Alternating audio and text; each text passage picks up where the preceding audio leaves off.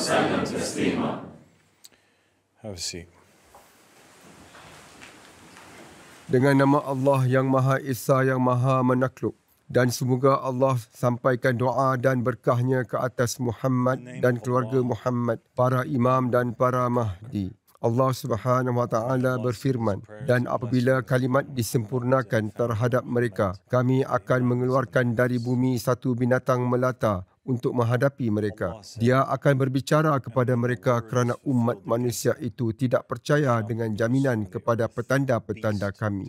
Mereka berkata, kenapa Mahdi ini tidak bercakap dengan kita dalam bahasa Arab? Nabi dulunya seorang Arab. Nabi Muhammad SAW dulunya seorang Arab. Tetapi sebelum menjadi seorang Arab, baginda adalah seorang Muslim. Jadi baginda berbicara kepada para muslimin, dan kamu wahai orang-orang Arab, kebanyakan daripada kamu bukannya seorang Muslim. Allah Subhanahu wa taala berfirman, jika kami menurunkannya kepada seseorang yang bukan Arab, siapakah yang akan membacanya? Kepada para penafi menggunakan bahasa Arab yang fasih, namun mereka masih tidak percaya dengannya. Mereka berkata, mengapa dia membaca dari sehelai kertas? Jika dia seorang Rasul, dia mestilah fasih dan lancar dalam ucapannya. Dulunya Musa seorang Rasul yang tidak mampu untuk berbicara dengan lancar dan fasih. Dan beliau telah berkata di dalam Al-Quran, wahai Tuhanku, bukakanlah untukku akan dadaku dan permudahkanlah tugasku untukku dan leraikanlah simpulan dari lidahku supaya mereka memahami ucapanku. Jadi, apakah kaitan ucapan lancar dengan kesahihan mesej atau kebenaran dari utusan tersebut? Jika ianya begitu, maka Musa akan dinafikan kerana kesukaran pengucapannya. Mereka berkata, kenapa Mahdi muncul di United Kingdom dengan segolongan rakyat asing? Moyangku Muhammad SAW dan Ali alaihissalam dan para imam telah menjelaskan urusanku dan menjadikannya diketahui, dan ulama-ulama kamu mengenali dengan lebih baik dari tangan kanan mereka. Ahlul Bait Rasulullah SAW telah berkata, bersama Al-Qaim dari bangsa Arab adalah sangat sedikit, dan mereka berkata, datanglah kepadanya, walaupun jika kamu perlu merangkak di atas ais dan salji tidak banyak wujud di Timur Tengah. Dan mereka, salam kepada mereka berkata, para sahabatnya, anak-anak dari bukan bangsa Arab, mengajar bangsa Arab akan Al-Quran sebagaimana ia sebenarnya diturunkan. Dan mereka alaihimussalam berkata, tidak ada apa yang tinggal di antara Al-Qaim dan orang-orang Arab melainkan pedang. Adakah mereka mahu saya muncul di tanah-tanah Arab supaya mereka dapat membunuhku atau memenjarakanku sebagaimana mereka telah lakukan kepada moyang-moyangku? Saya beritahu kamu, Muhammad SAW dan Ali alaihissalam dan Fatimatuz Zahrah alaihissalam dan Al-Hasan dan Al-Husain alaihimussalam berlepas diri dari kamu semua, melainkan mereka yang tetap berpegang kepada ikrar mereka dan beriman kepada ketuhanan Allah. Melalui pemilihan kamu akan pemerintah kamu sendiri dan toleransi kamu terhadap raja-raja palsu dan pemimpin-pemimpin dan undang-undang ciptaan manusia, dan melalui penolakan para imam lantikan ilahi daripada keluarga Muhammad alaihimussalam, dan melalui penolakan undang-undang Tuhan yang Maha Kuasa, kamu telah jauh sesat dari Islam, dari Kristianiti sebenar dan dari agama Yahudi sebenar.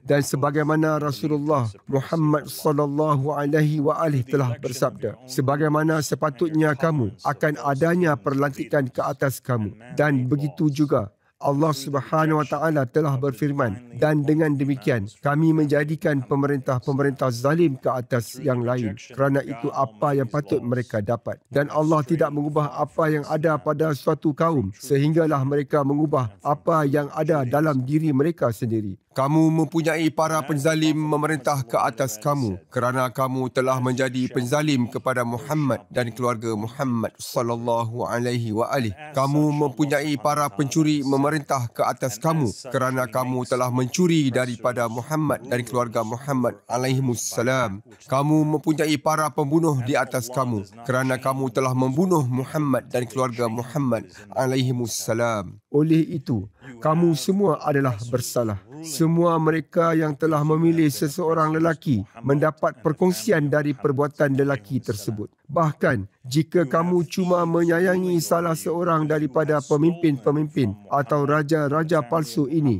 jika kamu cuma berpuas hati dengan mereka dan walau tidak mengundi mereka, kamu tetap bersalah. Muhammad sallallahu alaihi wa alihi telah bersabda, jika seseorang dibunuh di timur dan seseorang yang tinggal di barat bersetuju dengan ini, maka dia adalah rakan kongsi dalam pembunuhan ini. Dan saya beritahu kamu, jika seseorang dipilih di barat dan kamu menyukainya sedang kamu berada di timur, kamu adalah seorang rakan kongsi dalam semua perbuatannya. Kebanyakan para pemerintah di Timur Tengah adalah bukan bangsa Arab pun, tetapi adalah ejen-ejen Zionis dari Mossad dan boneka-boneka dari CIA. Nabi Muhammad sallallahu alaihi wa alihi telah menghuraikan tentang mereka dengan bersabda, akan ada para pemerintah selepasku yang mereka tidak dibimbing dengan bimbinganku, tidak juga mereka beramal dengan amalanku. Sesiapa yang mempercayai mereka pada penipuan mereka dan menolong mereka dalam kezaliman mereka adalah bukan dariku dan aku bukan dari mereka,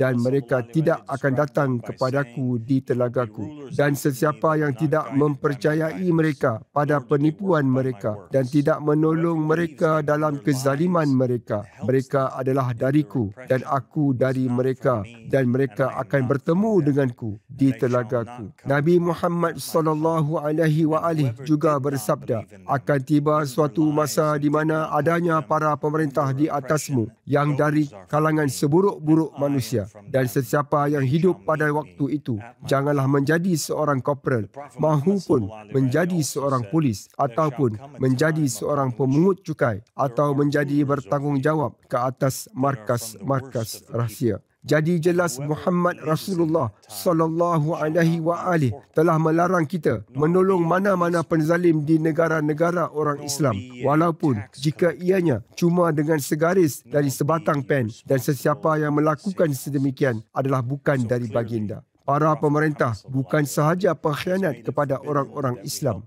bahkan mereka adalah para pencuri. Mereka memastikan kamu dan anak-anak kamu dalam kemiskinan dan kejahilan dan menafikan kamu peluang kepada pendidikan dan kebajikan sosial. Mereka telah mencuri dari golongan-golongan yang beriman dan menyayangi Muhammad Rasulullah sallallahu alaihi wa alihi dan keluarga baginda alaihimussalam, dan mereka telah berikannya kepada para sahabat kufur mereka dan sanak saudara dan sekutu-sekutu dan anak-anak mereka. Mereka membahagi-bahagikan kekayaan dari orang-orang Islam sebagaimana sebiji kek dibahagikan. Nabi Muhammad sallallahu alaihi wa alihi bersabda, setiap kali kamu melihat seorang miskin yang memerlukan, maka ketahuilah seseorang telah mengambil bahagian rezekinya. Sesungguhnya mereka yang dilantik ke atas kamu dan orang-orang kaya yang mendapat faedah dari rejim-rejim ini adalah para penjenayah yang bertanggungjawab kepada kamu yang tidak memiliki. Mereka mencuri rezeki kamu dan bahagian kamu dan membuatkan kamu percaya yang ianya milik mereka. Mereka telah mengambil apa yang Allah Subhanahu wa taala telah peruntukkan untuk kamu dan mendakwa ianya rezeki mereka dan bahagian mereka. Mereka mencuri dan menipu dan memperdaya dan merampas apa yang Allah Subhanahu wa taala telah tetapkan untuk kamu dan anak-anak kamu dan anak-anak jiran-jiran kamu.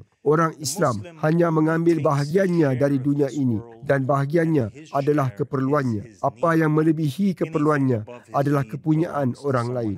Kamu memerlukan sebuah rumah dan setiap orang Islam layak memiliki sebuah secara percuma di dalam daulah Muhammad dan keluarga Muhammad alaihimussalam. Terdapat rumah-rumah yang mencukupi untuk menempatkan setiap lelaki Muslim, wanita dan kanak-kanak, tetapi para penzalim mempunyai kawalan akannya. Setiap Muslim adalah berhak kepada sebuah kenderaan agar dapat mengangkut, tetapi sedang kamu berasak-asak dalam bas-bas kecil dan berjalan kaki, beberapa orang yang kononnya dipanggil sebagai para pemimpin Muslim membelanjakan berjuta-juta dolar untuk plat-plat kereta, dan sesetengah keluarga memiliki beratus-ratus kenderaan hanya untuk diri mereka. Setiap Muslim adalah layak untuk mendapat pendidikan dan penjagaan kesihatan yang sama rata dan satu gaji bermaruah yang dapat memberinya dan keluarganya makan dan mengizinkan mereka untuk menikmati sebuah kehidupan yang mendekatkan mereka kepada Allah Subhanahu wa taala. Tetapi sebaliknya, mereka memperhambakan kamu dan mereka mengenakan cukai kepada kamu dan melayani kamu lebih keras dari Fir'aun laknatullah melayani bangsa Israel. Demi Allah, Namrud dan Fir'aun adalah lebih mengasihani kepada kaum mereka berbanding para penzalim yang memerintah kamu pada hari ini. Datukku, Amirul Mukminin Ali alaihissalam, ketika beliau memerintah ke atas kamu, telah berkata, aku telah datang kepada kamu memakai bajuku ini. Jika aku beredar dengan memakai yang lain, maka panggillah aku seorang pengkhianat. Para pemimpin dan pemerintah palsu kamu ini datang memakai sehelai baju dan langsung enggan untuk berundur, sedang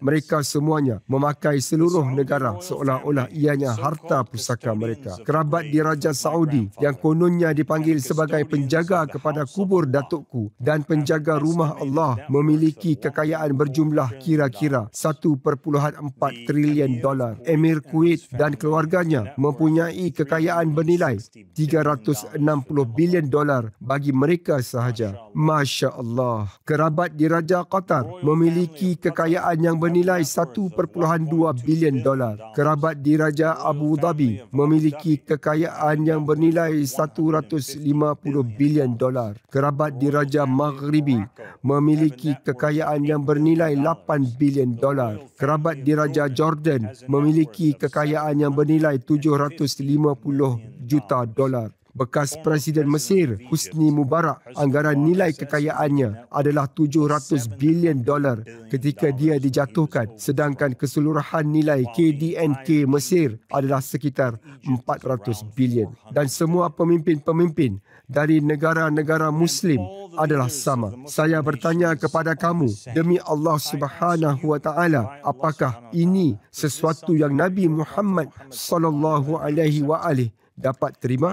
Apakah mereka ini diberkati Allah Subhanahu wa taala dan diberi kelebihan olehnya? Adakah Allah yang memberi mereka dan menjadikan kamu dan jiran-jiran kamu dan anak-anak kamu dan orang-orang kampung kamu dan anak-anak mereka menderita dan kebulur? Apakah mereka orang-orang yang diberkati dan kamu dilaknati? Dengan logik apa yang kamu berfikir? Bagaimana persepsi kamu? Seseorang yang berdiam apabila ianya berkaitan penindasan adalah syaitan bisu, dan seseorang yang berdiam adalah seorang rakan kongsi dalam jenayah. Setiap hari 250,000 orang, termasuk lebih daripada 10,000 kanak-kanak mati akibat kebuluran dan sebab yang berkait kebuluran. Kamu dapat menyelamatkan setiap orang yang sedang nazak daripada kebuluran dengan membayar cuma $1 sehari untuk seorang. Itu adalah 25,000 nyawa yang dapat diselamatkan pada setiap hari dengan $25,000. Maka pemimpin-pemimpin hipokrit ini tidak melakukan apa-apa, tetapi mereka mendakwa sebagai penjaga kepada Kaabah. Kekayaan kerabat diraja Saudi sahaja dapat memberi makan seramai 25,000 orang sehari selama 153 tahun. Apa gunanya sebuah Kaabah dan sebuah rumah ihsan apabila kamu membiarkan orang mati dan tidak menyantuni mereka sebagaimana seharusnya kamu santuni? Apakah gunanya tempat perlindungan suci apabila para pelarian dunia Muslim tidak dapat berlindung di dalamnya? Sebaliknya, kamu lihat umat Islam bertaburan dan dibelasah di seluruh dunia mencari perlindungan suaka di tanah-tanah orang-orang Kristian dan ateis. Mereka yang kononnya dipanggil pemimpin-pemimpin Muslim adalah musuh-musuh Rasulullah sallallahu alaihi wa alihi, dan ke atas mereka semua adalah laknat Allah dan Rasulnya. Laknat Allah Subhanahu wa taala ke atas Raja Salman, Muhammad bin Salman dan semua yang menyokong mereka. Laknat Allah Subhanahu wa taala ke atas Raja Bahrain, kerajaannya dan semua yang menyokong mereka. Laknat Allah Subhanahu wa taala ke atas kerajaan Comoros dan semua yang menyokong mereka. Laknat Allah Subhanahu wa taala ke atas kerajaan Djibouti dan semua yang menyokong mereka. Laknat Allah Subhanahu wa taala ke atas Abdul Fattah al-Sisi di Mesir, kerajaannya dan semua yang menyokong mereka. Laknat Allah Subhanahu wa taala ke atas Abdul Latif Rashid dan Muhammad Al-Sudani, seluruh kerajaan Iraq dan semua yang menyokong mereka. Laknat Allah Subhanahu wa taala dan Muhammad dan Ali dan Fatimah dan Al-Hasan dan Al-Husain ke atas Raja Abdullah dari Jordan dan semua yang menyokong mereka. Laknat Allah Subhanahu wa taala ke atas kerajaan Kuwait dan semua yang menyokongnya. Laknat Allah Subhanahu wa taala ke atas kerajaan Lubnan dan semua yang menyokongnya. Laknat Allah Subhanahu wa taala ke atas Ayatullah Khamenei dari Iran dan semua yang menyokongnya. Laknat Allah Subhanahu wa taala ke atas kerajaan Libya, kerajaan Mauritius yang kononnya dipanggil Raja Maghribi iaitu Sultan Oman Muhammad Abbas, dan kerajaan Palestin, kerajaan Qatar, kerajaan Somalia, kerajaan Sudan Bashar al-Assad dan kerajaan Syria, kerajaan Tunisia, kerajaan UAE dan kerajaan Yaman dan semua yang menyokong mereka. Laknat Allah Subhanahu wa taala ke atas mereka semua kerana memerintah tanpa autoriti. Tuhan tidak memberikan mereka sebarang autoriti untuk memerintah. Mereka ini adalah musuh-musuh Allah dan Rasulnya dan musuh-musuh bagi orang-orang Islam. Inilah sebab-sebab bagi kemiskinan kamu, kejahilan, penderitaan kamu dan azab kamu. Mereka ini anak-anak iblis dan Qabil, laknatullahi alaih. Hanya seseorang yang mempunyai autoriti untuk memerintah tanah-tanah Muhammad, iaitu mereka yang dilantik oleh Muhammad sallallahu alaihi wa alihi di dalam wasiat baginda yang melindungi daripada kesesatan. Saya beritahu kamu saudara dan saudari saya, di dalam daulah Muhammad tiada Muslim yang akan makan melainkan semua Muslim makan. Tiada Muslim yang akan memiliki lebih atau kurang dari Muslim yang lainnya di bawah kerajaan Muhammad sallallahu alaihi wa alihi. Bukan itu sahaja, bahkan tiada manusia Kristian atau Yahudi, Buddha atau Hindu, ateis atau agnostik yang hidup di tanah-tanah Muhammad dan Ahlul Bait Muhammad yang akan mempunyai kurang dari orang-orang lain. Mereka akan menikmati hak-hak yang sama dan benda yang sama sebagaimana semua Muslim akan miliki dalam sebuah daulah Muhammad. Kerana Muhammad sallallahu alaihi wa alihi telah diutus sebagai satu rahmat kepada umat manusia dan kemanusiaan didahulukan daripada agama. Bagi media dan orang-orang di luar sana, biarkan mereka mengejekku, biarkan mereka menuduhku. Mereka takutkan aku kerana aku tidak takut kepada sesiapa melainkan Allah Subhanahu wa taala. Dan sesiapa yang tidak takut melainkan Allah, Allah menjadikan semua orang takut kepadanya. Mereka takutkan aku kerana mereka risaukan dunia material jijik mereka dan mereka takutkan kebenaran. Mereka takutkan rakyat mereka dan orang-orang yang mereka zalimi kerana mereka tahu mereka bersalah dan mereka takutkan pemberontakan mereka. Mereka akan mengejekku dan menuduhku sebagai seorang ejen asing. Namun ketika Allah adalah saksi ke atas kamu dan aku bukanlah seorang ejen. Bahkan semua pemimpin-pemimpin kamu adalah ejen-ejen yang telah menjual kamu. Bagiku, aku adalah Abdullah yang tidak memiliki apa-apa melainkan keyakinanku yang mana jika aku berdepan dengan gunung ganang, aku dapat menghancurkannya, dan aku tidak ada apa-apa melainkan wasiat daripada datukku Rasulullah sallallahu alaihi wa alihi Muhammad, ciptaan terbaik yang telah menyebut dengan nama dan tiada melainkan panjiku yang mana setiaku kepadanya dan ianya adalah panji ketuanan kepada Allah. Apalagi yang mereka mahu menuduhku yang mana mereka tidak pernah tuduh kepada para nabi dan para rasul sebelumnya. Mereka menuduh Yusuf berzina, mereka menuduh Musa membunuh, mereka menuduh Isa menghujat, mereka menuduh Muhammad gila. Jadi tuduhlah aku berzina dan membunuh, tuduhlah aku menghujat dan menipu, tuduhlah aku apa sahaja yang hati kamu inginkan. Aku juga menuduh pemimpin-pemimpin Arab membunuh orang-orang mereka sendiri dan berzina dengan musuh dan menghujat melawan Tuhan dan Rasulnya, dan aku menuduh mereka mengkhianati negara-negara mereka dan bangsa-bangsa mereka sendiri. Kamu menjual bangsa kamu, agama kamu dan Tuhan kamu. Mereka akan berkata yang aku sesat kerana pemimpin-pemimpin Arab akan menghasut mereka untuk mengeluarkan fatwa melawanku dan melaknatku di mimbar-mimbar datukku Rasulullah sallallahu alaihi wa alihi. Mereka sudah pun melaknat Ali bin Abi Talib alaihi salam dari mimbar-mimbar Rasulullah yang sama selama 70 tahun. Jadi mengapa harus aku peduli? Dan apa lagi yang dijangka daripada ulama-ulama akhir zaman? Wahai manusia, aku menasihati kamu dengan nasihat dari bapaku Imam Ahmad Al-Hasan Al-Yamani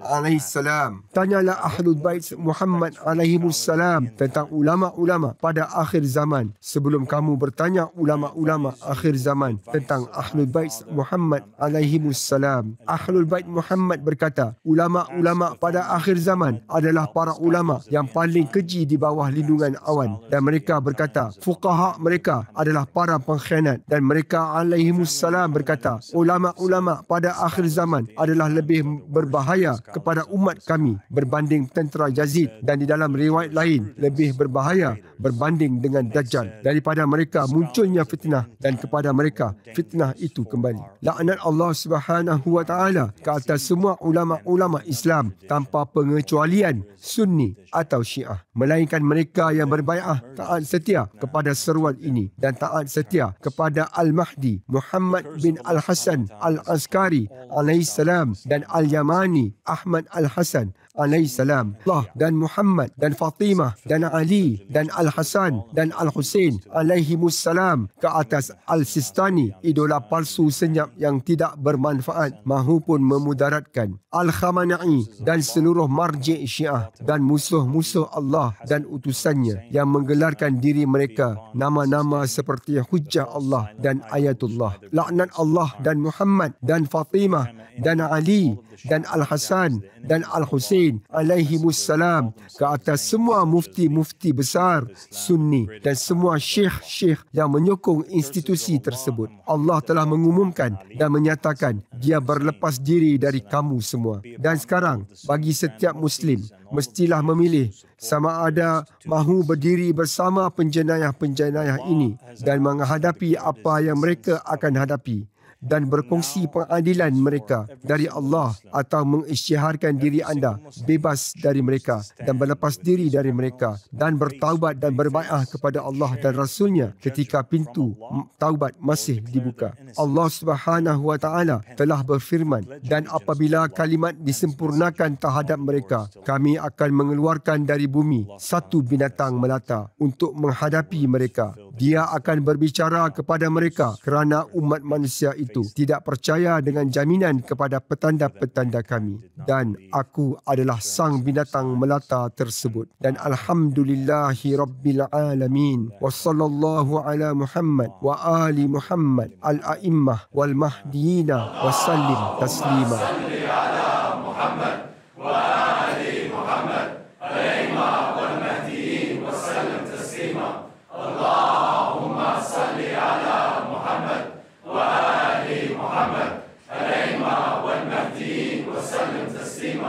Allah